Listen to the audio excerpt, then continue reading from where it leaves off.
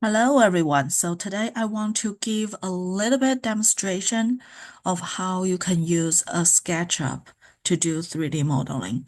I know many of you are already familiar with Rhino, and in some of the design firms, SketchUp is also another 3D software that frequently used. So I do want to um, talk a little bit of it so that you are familiar with both of the software. You don't have to use SketchUp, but if you are willing to learn, this is just a quick demonstration, and it's very easy and very intuitive.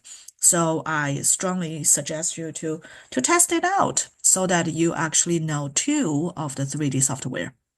All right, so I already got into SketchUp, and then for those of you who needs to start from the sketch, you can just create a new, and then you can choose the architecture inches as the unit, for example. Um, and normally what I do is select this person and then delete it so that I can just look at my interface. So in SketchUp, the thing to move the view around is to hold the scroll button in the middle. And then when you hold it down and then move it around, you are actually viewing the different angles of your model. So hold the scroll button. And then you will see there are several lines. So what I normally, the red and then the green are the surface, and then the blue is actually the vertical line. So this is X, this is Y, this is Z. Um, and then what I always recommend is don't draw any model outside of this. So this will be 0, 0, 0, and this is always positive going to the solid line. So I would not suggest you to build a model that is outside of 0, 0, 0. This is like the same thing as your AutoCAD. It's the same. All right. Okay, so let's first create some very simple boxes, which probably is something you're going to use for your assignment D. So to create something, okay, so first of all, once you open it, if you didn't see your toolbox as many as mine, you can move your cursor or mouse to the blank surface here. Did you see? Like in the toolbox and then in a gray area. Move your cursor here and right click, and then you can click the get started box and also this large tool set. Then you actually have all this. So if I click it off, so if you begin and it looks like this and then you want more toolbox, you can right click and then click the large tool set. Then you have much more to work with. All right. And then what I normally have is the getting started, the large tool set, and also views. The views is here. So the views of the model. Okay. All right, so let's start by maybe drawing a box.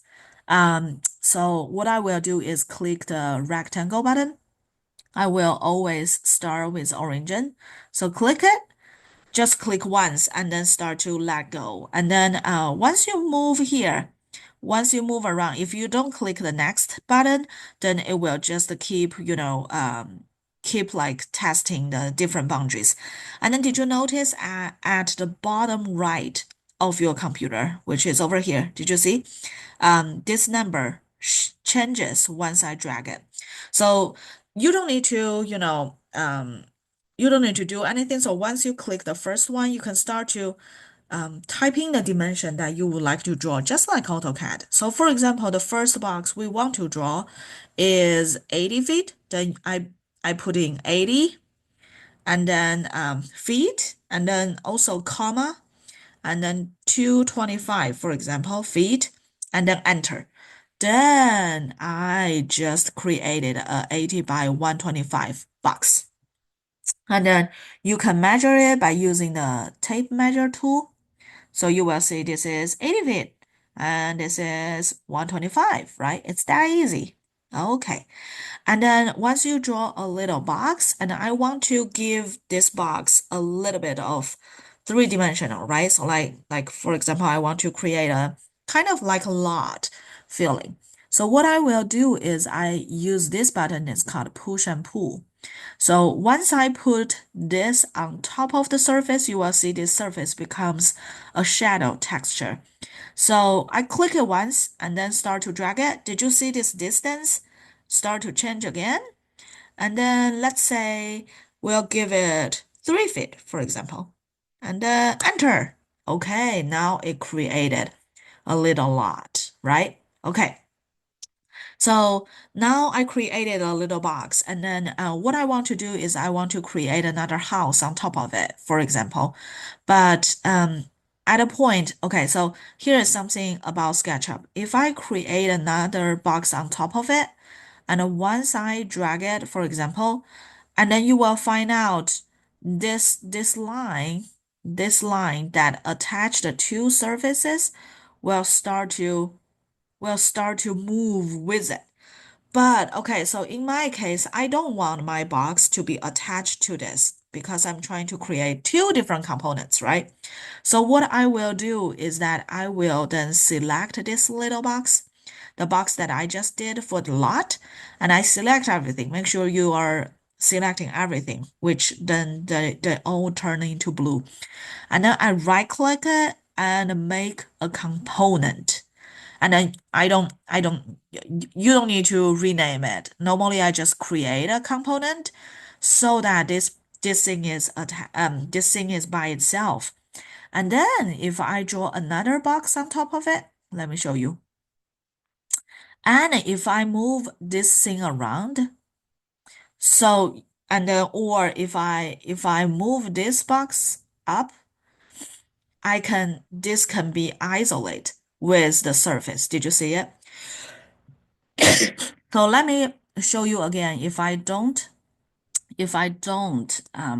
so I can explode this so that this is not a component anymore.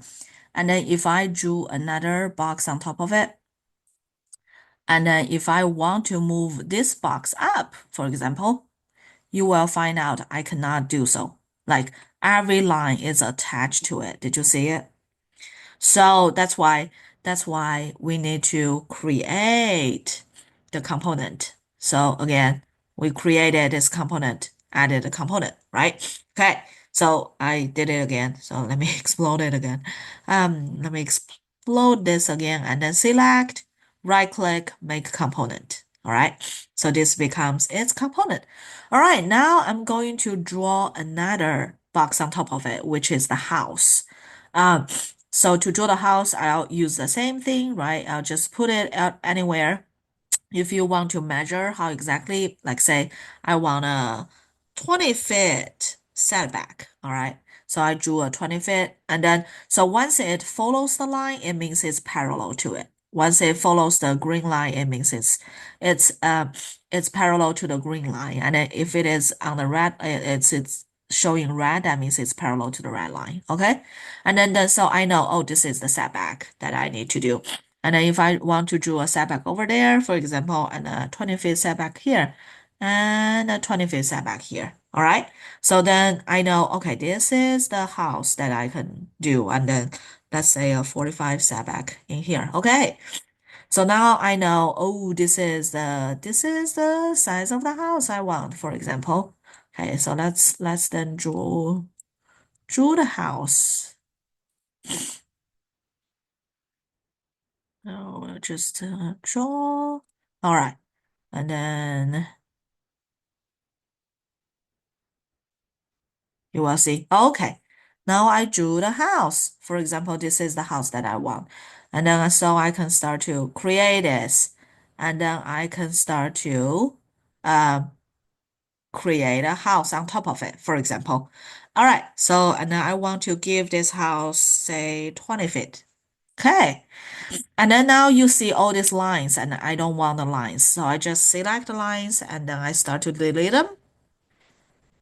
All right, and then my house is there. So if you delete all the lines, then the house will be by itself. All right. So this is actually the buildable area. For example, if this is a buildable area, but my house can be just a little bit smaller than that.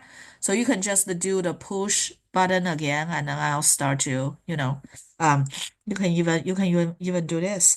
You can even do control And then, oh no, sorry. Let me just push the